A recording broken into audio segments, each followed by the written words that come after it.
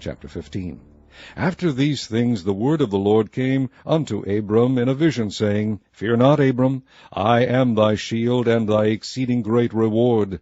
And Abram said, Lord God, what wilt thou give me, seeing I go childless, and the steward of my house is this Eleazar of Damascus? And Abram said, Behold, to me thou hast given no seed, and lo, one born in my house is mine heir.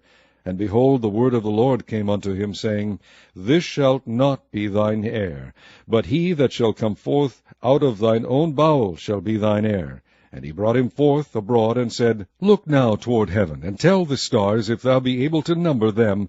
And he said unto him, So shall thy seed be. And he believed in the Lord, and he counted it to him for righteousness. And he said unto him, I am the Lord that brought thee out of Ur of the Chaldees, to give thee this land to inherit it.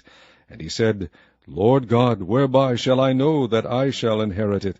And he said unto him, Take me an heifer of 3 years old, and a she-goat of 3 years old, and a ram of 3 years old, and a turtle-dove, and a young pigeon. And he took unto him all these, and divided them in the midst, and laid each piece one against another, but the birds divided he not. And when the fowls came down upon the carcasses, Abram drove them away.